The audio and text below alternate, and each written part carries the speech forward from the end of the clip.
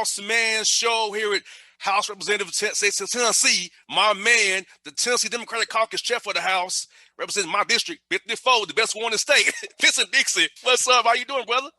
I'm doing all right, man. How you doing? You know, it's session is over with, so it was just a good time for us to come on, debrief, see how things went. Let's talk about some of the good things, some of the bad things, and so that's why I'm dressed down. I'm in my fatigues today because I feel like I've been to war, so and I always got to stay war ready because we're just now beginning. So this summer it's gonna we really have to do some work. We really have to do some work. I'm asking about that, Vincent. Tell me, for your point of view, how did session go? I know from my point of view, it went kind of to the right in the wrong way. You know what I'm saying? No, it really went to the right, to be honest. There's no play on words, but it was frustrating. You know, we could have done some really good things here in Tennessee for people. We're more flush with cash than probably any other state in the union and probably any other time that we've ever been. We have so much money. We have almost $6 billion in reserves, and we still have another $3 to $4 billion coming from the federal government that needs to be spent. And we missed the mark, man. We did nothing to help people put more money in their pockets. We did nothing to help them put more food on their table. We did nothing to make sure that if they get sick, they can go see a doctor. Instead, these Republicans that were in power, they focused on transgender bills, voter suppression, protester bills, things of that nature that it's going to, they even created a new court. Oh, yeah. Yeah, to try to create the ultimate voter suppression, right? So it's like, what are the people in power really doing to help the average person's life? And the answer is nothing. But I don't know what is it going to take for people to wake up and realize, I need my life to be better in some kind of way. I can be living better right now. I want the world to be a better place, but there's something that's holding people back, that's keeping this division. And I think it's to me, it's blatant. It's just obvious to me what it is. Mm-hmm. Oh yeah, and it's racial. It's very racial, and it's that old trick from the Jim Crow South, man. That the poorest white's better and the richest black. It's because I'm white. That white supremacy, white privilege, and Tennessee, Vincent, in my eyes, is going backwards this session. Like, I feel like it's backtracking. Like, we're not moving forward, we're going backwards. And these laws are going backwards because if you look at it, if you expand Medicaid, that's $1.4 billion in Tennessee's pockets from the federal government. That they cover 90% of it. Like, and you're gonna turn that down, and you got rural hospitals in McKenzie and all of the state that's closing down. Mm-hmm. But then over the Kimberly Plateau, people that called, we have 12, 13 hospitals closed down over the last 3-4 years. Mm-hmm. And, and that's what it is. It's the people who live in these rural areas. They're going to have to wake up and then be like, is this the representation that we really want? Is this helping us? Think about it. Hospitals in those rural areas, not only do they provide a critical service to their residents, but it's also probably one of the biggest economic drivers in their areas. Yes. Now that people lose a lot of jobs, there's the tax basis going down. That means your schools are going to suffer. I mean, everything has done. Your services that you receive from your city is going to suffer because that money is not going to flow through to the state because you don't have that tax base there. But so people have to wake up and say, listen, am I being represented to the best with my best interest at heart? And the answer is no. And, we've seen these laws. I know, I hate to say it, but it's the truth. It's just like it's a cultural war has really dominated politics. Now, politics is not even about politics anymore. It's about culture. It's about race. And we're moving back. When you say we're going backwards, yeah, we didn't even take 2 steps back. We took like 10 steps back. Right. And it's like these are Jim Crow laws dressed up in a suit. That's all they are. And so, people may not like what I have to say, but it's the truth. And, we're going to have to look deep in ourselves. Like, the only way things are going to change in this country is people have to change their hearts. Because I don't know what it's going to take for you to do that. Because here, every day before we go into chamber, we say a prayer. We pray. And then as soon as we finish praying, we do some of the most evil shit known to man. Yes. And so, and it bothers me because we don't practice what we preach. And my daughter always tells me, she is like, practice what you preach or change your speech. And I was like, you know what? I'm going to have to use that sometimes, because she says that to me all the time. Because I'm always like, just do as I say, not as I do. But we can't do that. So you're like, you got to practice what you preach or change your speech. And we have these people that are in power here that are here for ulterior motives, you know, and it's like they want to be judges. They want to be U.S. senators. They want to be the next governor, instead of just focusing on the job right here that we all have this task of making everyone's lives better. And right now, we're not doing it for everybody. We have these special interests that we're dealing with. And we got to wake up. Just wake up. And you, Spike Lee, wake up. Exactly. And what's even more troubling, Vince, is this, that they cut unemployment benefits down for 12 weeks, but want to give yourself a raise. And thankfully, you know, I saw people who voted against it. Thank God, you know, you was one of them who voted against it. It's like, come on now, how you cut people's benefits, but give yourself a raise at the same time? How evil and cruel is that? During a pandemic, you left that part out.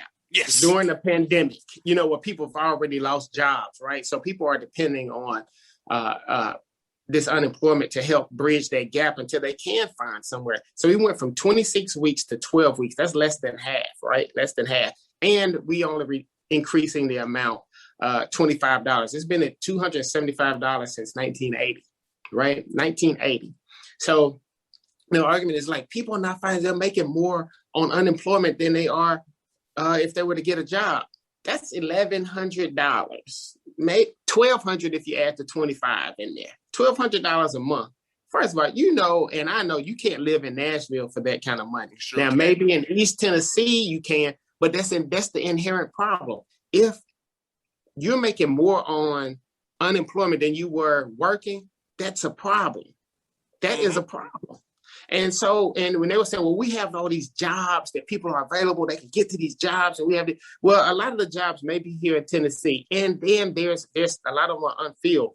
So you ask for somebody to move from Blount County to Nashville, and they're still taking a job that makes $10 an hour, and they still can't live in Nashville, right? So you want them to uproot their family and move them. That's not going to work. And we do have a lot of jobs that are available. Guess what? People don't have the skills to fulfill them. So what that tells me is we have a workforce development problem.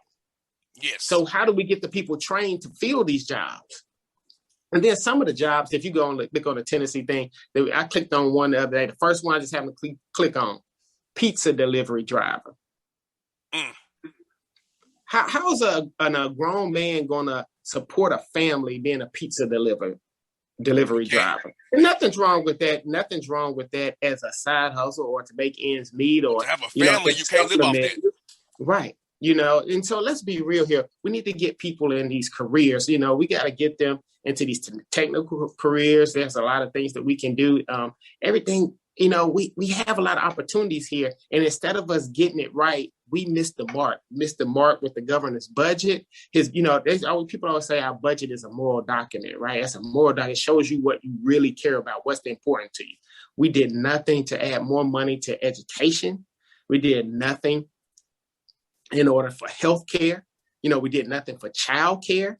And so, like, what are we really doing here? But we put a lot of money toward imprisoning people, doing a truth and sentencing. That bill hadn't even passed yet. And he's already put $24 million aside just to incarcerate more individuals. So where are your priorities? So you dress up, I'm all about criminal justice reform, but you're not really about criminal justice reform. We passed a bill where you can get expungements if there's I think it's C, D, and E felonies and misdemeanors, but it was supposed to be A and B. Actually, this was my bill that I had.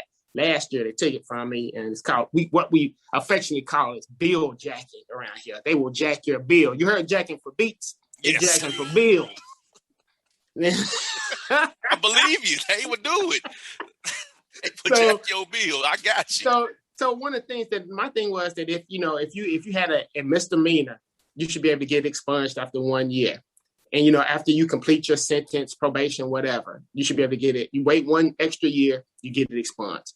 C, D, and E, 3 years after in AB 5 years. Well, they passed the one where it's 5, 10, and 15 years. So if you have a misdemeanor, which at the most in Tennessee is punishable by 11 months and 29 days.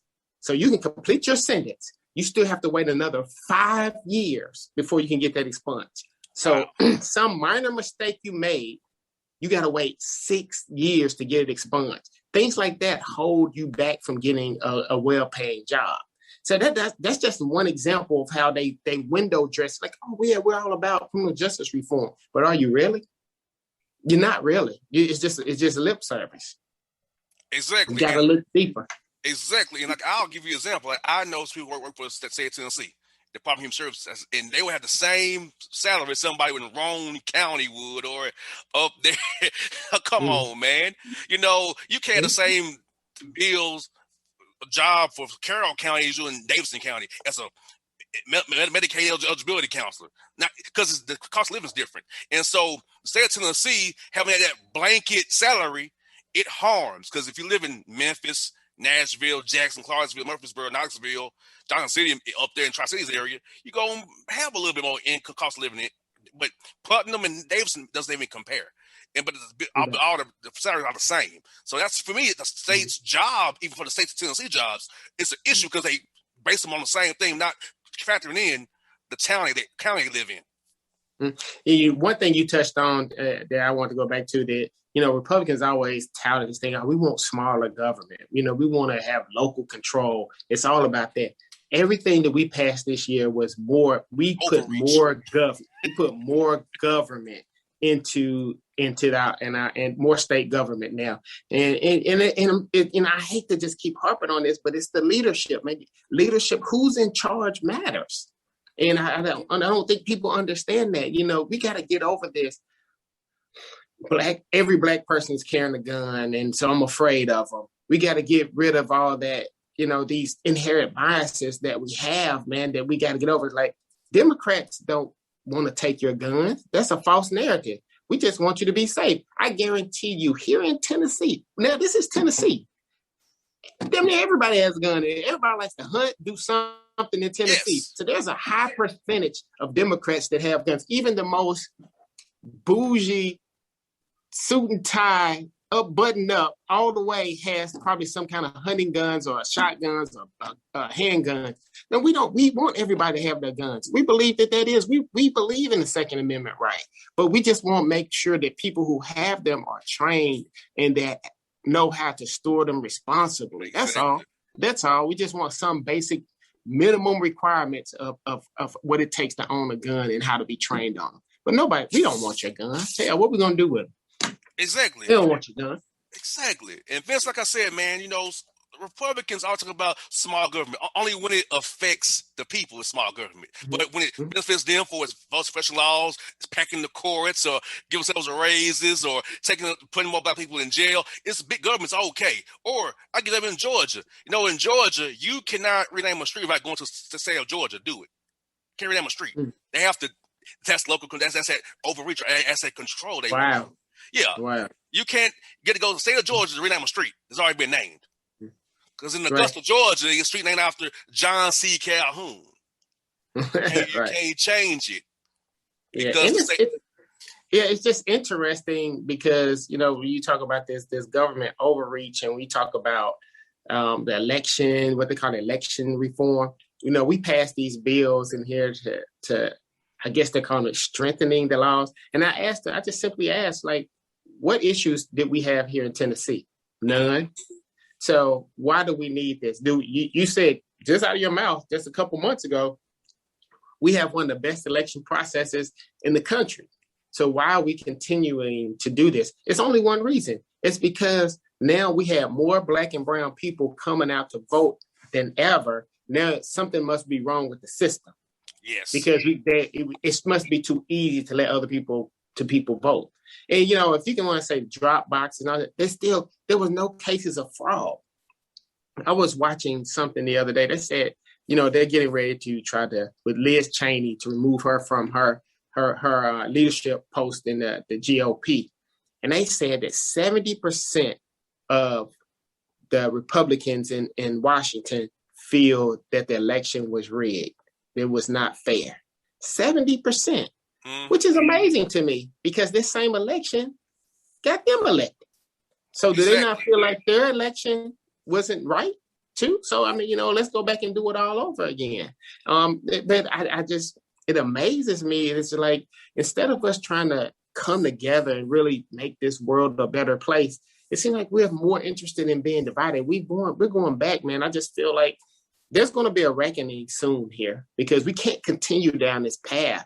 And, and Black and brown people, especially, I want to speak for Black people. Black people are probably some of the most forgiving people. Yes. But you can only push us so far. And I feel like we're sitting at we're sitting on a powder keg here.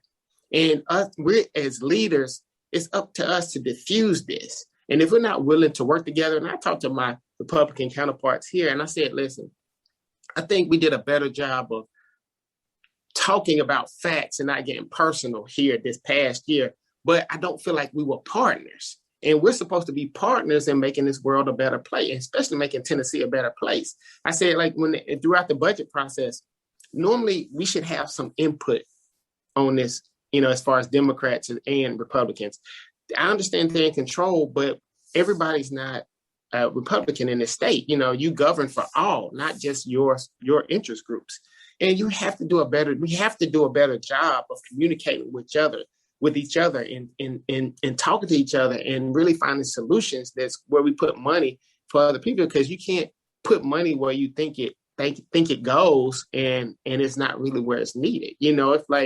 If even with the school systems, right? We might think, oh man, this school needs a new roof and new paint. And they'd be like, well, no, we don't really need new roof and new paint. We're good with that. But what we do need is 2 additional teachers, because if you don't talk to the principal, then you don't know what the true need is. You're just going off of what you think, so we have to do better. We have to do better. And like you said, Vincent, Tennessee is number 46 in the nation for its funding for schools. Number 46. Man, we're behind Alabama, Mississippi. I mean, it's like we're in a race to the bottom. And it's like every day we find a new bottom to land on. And it's just ridiculous, And it's like, what are we going to do? When are we going to wake up? A lot of them expanded Medicaid. And we missed the mark on medical marijuana as well this year. Mm-hmm. And we had an opportunity to basically test it out to see how it was going to work, because there was a lot of people here. There was a young man that came to testify. His name was T.J. Ramsey, and his mom, Mrs. Ramsey, came to testify about him. He has epilepsy, and really bad, But the thing was, this is what helps calm him down. This is what helps him get through the day. It helps. It's a solution for that family. But so now this person, the Ramseys, they now become criminals because they have to go get this from Alabama, Kentucky, Arkansas, and then as soon as they cross the state line, they're criminals. Now we just criminalized a good law-abiding citizen just because they found a solution that works for their child, right? And I'm not saying that we need to open it up for everybody at this particular time, but we can do in increments. Let's see how this works. Let's see how the medical marijuana works. Let's get that going. Let's move. And I think we saw an appetite for it because in the committee, the vote was 8-9. It failed by 1 vote. But that let me know that we were on the right track because they hurried up, reopened committees to pass a very much watered down version of medical marijuana, which really did nothing at all. But it was to say, look, we passed something, but there's something was nothing. So we missed the mark here, man. We did nothing to help people out, man, especially during this pandemic. And if nothing, we saw how insurance shouldn't be tied to a job. Man, how many people lost their jobs during this pandemic? That went, and I think the rising cost of healthcare costs, so we need to have some basic minimum level of healthcare for everybody. I don't know why socialism is such a bad word. The ultimate socialist was Jesus Christ, and we go pray to him every day, to God every day before we start this. And how hard is it just want to make sure that everybody has some basic level of comfort? And pastors called the session heartless. Pastor said it was heartless. And like you said, Vincent, these conservative evangelicals go to church every Sunday. hold Jesus in this high regard, but don't read what Jesus was for. So how are you against what Jesus was for? That's always been an issue for me, Vincent, because I'm like, how do you spew this nonsense, but you love Jesus, but you're against everything he stood for? He doesn't stand for your conservative policies to take away people's ability to have food on their table, have a livable wage, have health care. Jesus wouldn't deny anybody insurance. He wouldn't do that. But you say you love him so, and the Bible tells me so. What Bible you reading? I want to know which one you're reading. Because the one you're reading doesn't square up with the one you're telling me about. Yeah, so one of the things, I was watching something actually last night about the governor. He was on a PBS, not the governor. The Speaker of the House was on PBS, and he was talking about, we did expand. We did a lot of stuff for healthcare. And he went and he said something about mental health.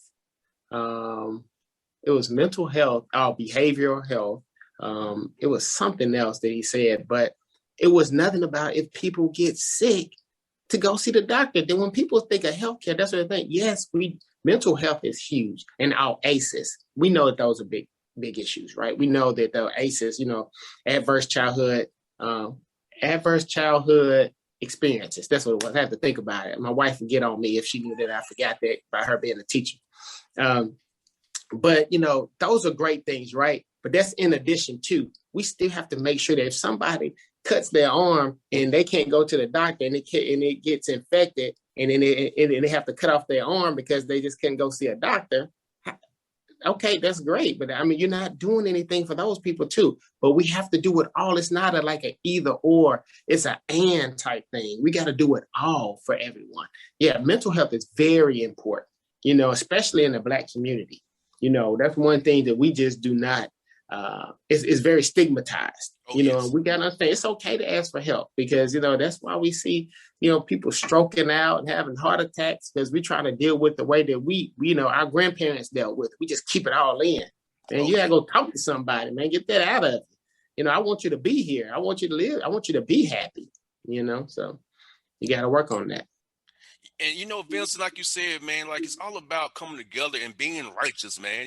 Not just being about money and power and politics and just partisanship, because you'll get elected to serve the people, and if you're not serving your people's interests, you shouldn't be in office at this point anymore. Now, I'm like, like you said, I want to know when these rural constituents are going to tell their representatives, you're not doing it for me anymore. I want to have health care. Because if you just talk to them as just people, ask them what they're for what me and you are for, but they still vote against their own interests, which always blows my mind. I was campaigning in Georgia, blew my mind. Yeah, think about, man, even in rural Tennessee, look at this budget. What did this budget do for farmers in Tennessee? Nothing. Maybe for corporate farmers, but for the mom and pop, the family farms that are still, the few that are still remaining here, what do we do for them? What are we doing to bring jobs to those areas? He keeps talking about broadband, expanding broadband, doing all this stuff. It still hasn't been done. He's been there. This is going to the third year. We still haven't done it. So what are you really doing for those communities? That's what I'm asking. They got to wake up. And I know that probably the people who need to hear this aren't the ones that probably be watching your show, But hopefully the message can get out. Really, what is this administration done for you?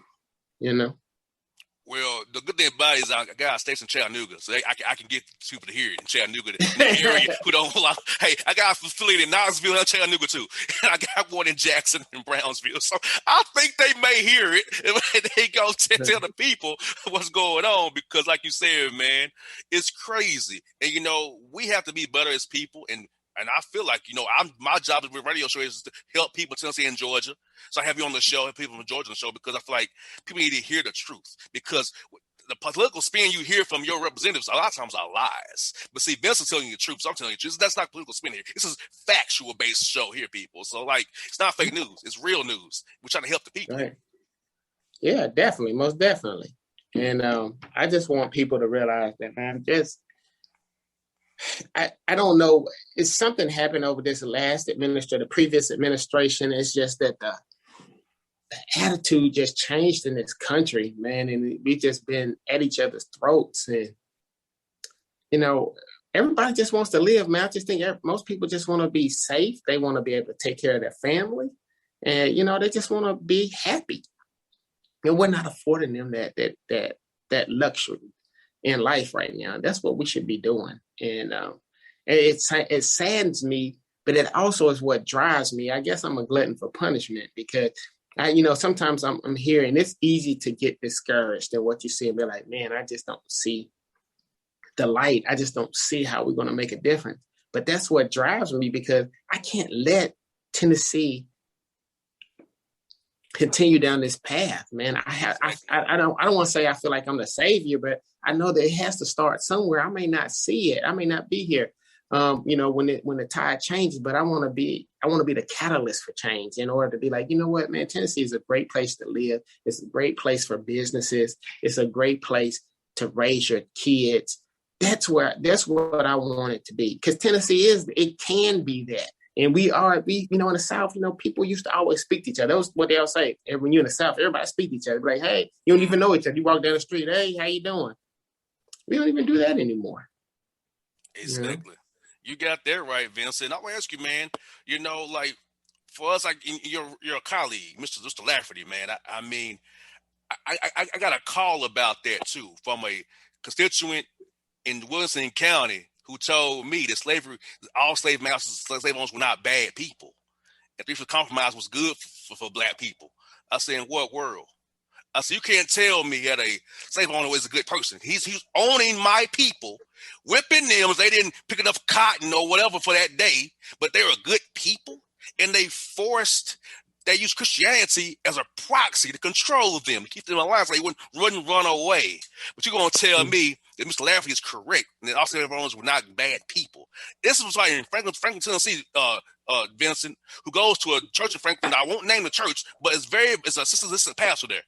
But called me and told me that I'm wrong and that I'm perpetuating propaganda and fraud, trying to divide people by my comments.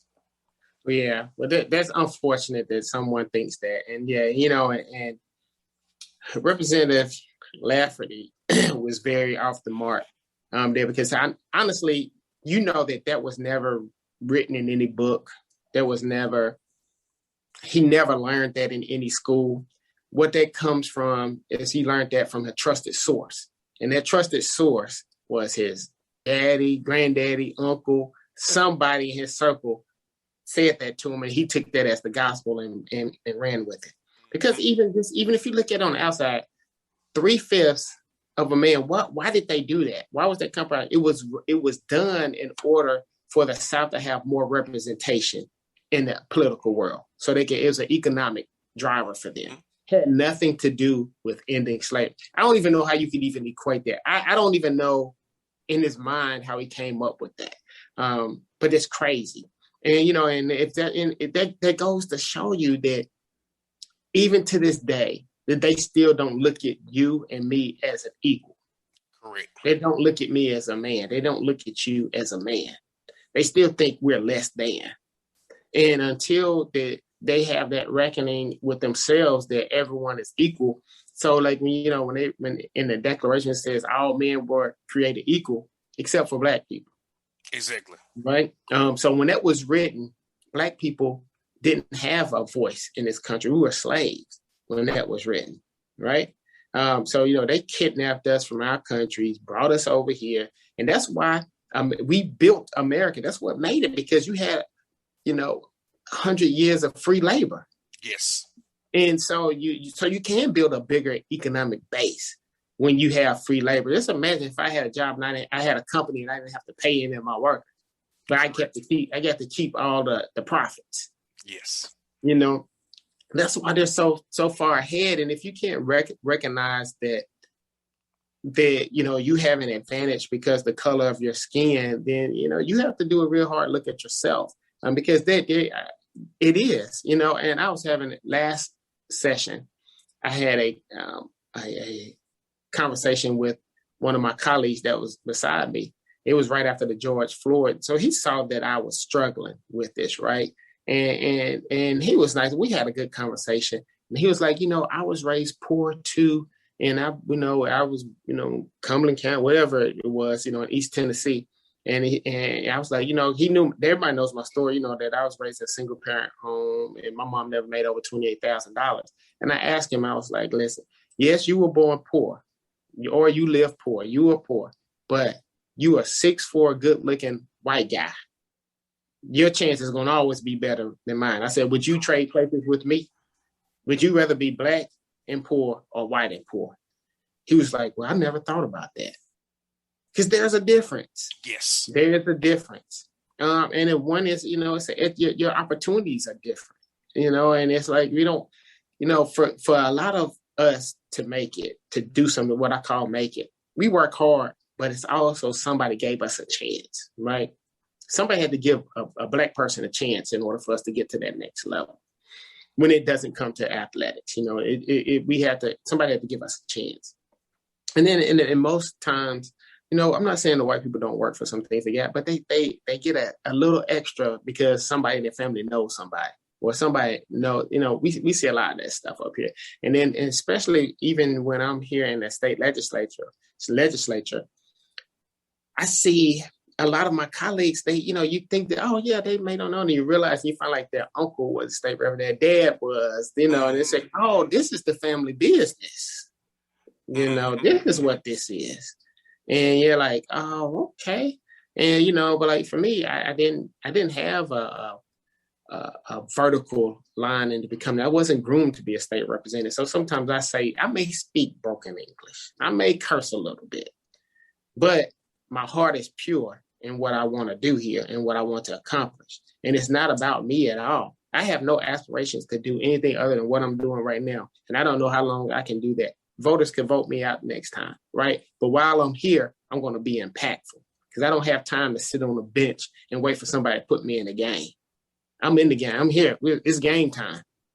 I don't even have time to warm up. I just got to take off my tiger suit and get in. Yeah, they're right. Well, I'll make sure you be around. If I got to do it, I'll make sure you're around. I appreciate it. I'll make sure you're around if I got something to do with it. Hey, vote for Vincent Dixie, not nobody else. I'll make sure that happens. You vote for that other person, you ain't friends no more. So, no, we'll be fine, man. But yeah, Vince, like you said, man, it's crazy. Like, you know what I'm saying? Like, I had a conversation with somebody in my organization here about, look, a lot of you all talk about white world problems. Like, something I don't understand about. You worrying about, the color of your grass, some plants. I'm worried about if I go to Publix, I'm going to get fouled today. I'm going to get shot at Quick Trip today. Like, everywhere I go, my head on swivel. That's the difference between me and you. Like, I can't worry about, oh my God, the email didn't come in. I don't give a damn. I'm worried about surviving the day. You know what I'm saying? So I say, you all have what I call white world issues. So I don't worry about work past work. I worry about surviving the day. I tell you, this gear I have on, I'm just a black man in Georgia, on Tennessee, wherever I'm at. I can't worry about an email not coming in, or I didn't get enough sales today. I could care less. I want to make it to my home and be safe in the suburbs of Atlanta. I ain't worrying about it. And that's like sometimes, and I hate that this world is that way, but your people perception of you is how you dress. So, when I have on my suit and tie, my bow tie, and I'm looking nice, people, they treat me a little different. But when I'm dressed in my hoodie and my black jeans and my Jordans, then they're like, oh, they look right past me because they don't know what's going on with me. You know what I mean? I'm just a regular black man at that point. But, we got to get past this in this country, man. I believe that we can do it. I'm hopeful. That's why that I'm in this position. That's why I'm here working as hard as I can, because I know that we can do better. I have to believe that. If I don't believe that, then, man, we might as well just all throw our hands in and just quit. But I'm not a quitter. I hear that. That's what happened for Vince this, man. ETSU again, man. The emails came out, man. And I'm like, Lord, like, it's shameful how Mr. Nolan buckled the pressure when Coach Shea held it down. And, Vincent, I've been approached about having Dez Alvaro on my show. My stance is still the same. I ain't talking to him.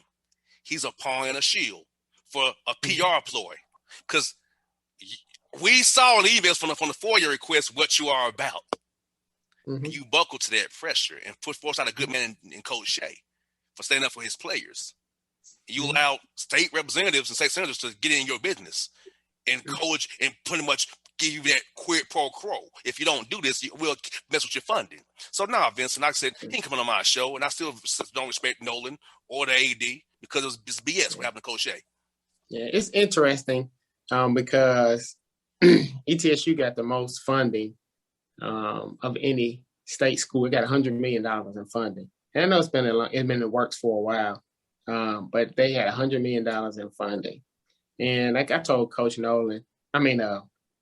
Nolan, is that if the state senators could have done something to impact your funding, they would have done something way worse than wrote a letter. They would have went back and figured out a law how to close ETSU, and what hurts me so bad is because we sit where I sit at Cordell Hall. I sit on the corner of Martin Luther King and John Lewis Way.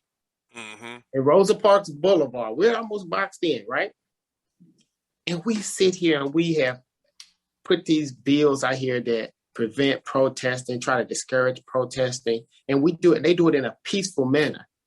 And if you kneeling in something, normally kneeling shows reverence, and so that's not happening. So when you keep saying they shouldn't be kneeling, they're being disrespectful, you're telling me that you just don't want to hear what the problem is. You've got your mind made up. I'm going to dig my heels in this mud, in this dirt, because I don't really care what bothers you. I don't care. I know that you don't even acknowledge that there is a problem out there of black and brown people being killed at an alarming rate. You don't care. You're just saying this flag. Black people bled for this flag too. Yes. Now, let me show you this flag. Let me take you over here. Let me see it. Don't get me over here now. This flag right here. Mm-hmm. They died for this one too, right? Yes. So obviously I have one in my office. So we have to do better, man. Let's get to the root cause. Let's stop dilly-dallying around on the peripheral stuff. Let's get to it, man. We know that it's not about somebody disrespecting the flag, because how many times have people said it's not about disrespecting the flag? But so if you still are using that as an argument, you are the problem. Yes. You are the problem. And patriotism, Vincent, as you know, is used as a proxy for to hide racism. It's always been that way. Patriotism has always been a way to hide racism. So I'm like, it's a shame. And, here in Georgia, like I said, when they play the anthem at the Hawks games, I don't stand for that. I'm sitting down. I'm not doing it, and people got to get used to it. That's disrespectful. Yeah, yeah. Hey, I'm for my people. First of all, I tell people I'm a black man first. I'm a black man first, and I gotta represent my people, man. And like I said right earlier, I feel when I take off my gear here, I miss JR in Georgia. Right. But no, man, we and I like the bill that we had, and this is the crazy part, the bill that where Representative Lafferty was speaking on. It was House Bill 580, and it was basically saying you can't teach the negative side of anything. You have to teach an unbiased side. So basically, if you want to talk about Forrest, it's how unimportant that I think his name is, that leader of the KKK. I don't even dedicate his name to memory. That joker from Pulaski. Right. So you can instead of saying that he owned slaves, he made millions of dollars of slave trading, basically trafficking, human trafficking. You can't say anything. You can just say he was a war hero. Or he was, and we can't do that. And the reason why that bill was so upsetting, and we have to realize that the Republicans are good at race baiting and creating cultural wars, right? And they made it about a concept of critical race theory, right? And they said you can't teach that in K through 12. Number one, they don't teach that in K through 12. They don't even teach that in college. It depends on what law school you go to, whether they might teach it there. So they've created a solution for a problem we don't have. And people get all riled up, like, oh yeah. And they don't even take the time to just research. All you can do is Google it real quick and be like, hey, is it taught in K through 12? Oh, that's a non-issue. Let's back up. But they make it an issue and they get people riled up on. That's what they have done here. They found solutions for problems. Here last week, we lost a dear person that meant a lot and opened a lot of doors, not only for Black women, but for Black people in general. The first African-American female senator in Tennessee, Senator Thelma Harper, which is, she was a friend and dare I say, like a mother figure to me. We passed a bill here that would have criminalized her for just trying to stop them from expanding a dump in the Black community. She got in the streets and stopped trucks from entering that facility.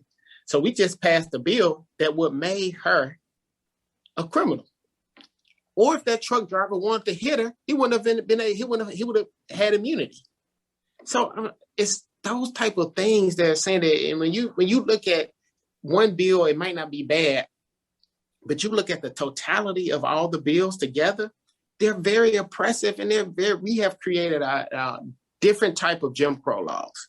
It's not, instead of saying how many marbles do you have in the jar, how many bubbles in this bar of soap, it's just a little bit different to vote, and we just got to do better, man. We have living history around here. We lost that Senator Harper. She fought for it, and I think it's my duty to continue that fight for her, to make sure that we can do it. And I'm still battling the Bordeaux dump over there. I don't know if you heard that Waste Management is suing that. So not only are they saying they're suing it to say that they want to expand, they're saying that Nashville shouldn't even have a solid waste program to eliminate the waste, to eliminate, future waste. So, it's like sometimes we put our dollar and our ambitions over what's right. And I'm okay. Even if I don't make it, if my income level never increases, I'm okay. I can, whatever God gives me, I'm going to make it okay. I'm going to be all right. But there's some people that I feel like I have to fight for because they need somebody, they need a voice, right? And there's nothing that somebody can offer me that's going to change or deter me from doing what's right. It's just not. Exactly. Exactly. But Vincent, thank you for your time, brother. It was fun to catch up with you. Can I do this again in June, man? I do this again in June. Yeah, well, one reason why I can't never do anything that's wrong, because I got people like you that's going to be like, hey, man, what's wrong with you? Because I will hit you on text like, yo, bro, what's this, bro? Have you lost your mind? Like, no, man, you're right. So I got too many people that I care too much about that mean too much to me, that pour too much into me in order for me to let them down. But yeah, definitely, man, we always get, we got to talk once a month, man. I got to have an outlet too, you know what I mean? So I got to start getting back in the gym too. So that'll be my outlet. And then this is also my verbal outlet because I'm not going to stroke out for nobody. Man, I got a court in the backyard, Vincent. Come to Nashville. I got a court in the backyard. Get on the court and hoop a little bit, man. The backyard, man. Man, I got to do something, man. I want to be around for a while. Got that right, man. Well, hey, soon as these Hawks playoffs end, man, I'll be up there for a little while, man. Get away from Atlanta for a little while, man. I spend my offseason in Nashville. I got to get away from Atlanta. I got to. All right. We'll definitely hang out, man. I definitely look forward to it. No doubt. Well, that's my rep, Vincent Dixie on the Bossman Show, Tennessee Democratic House Chair and representing District 54, the best one in the land. 54, we got it going on. We out.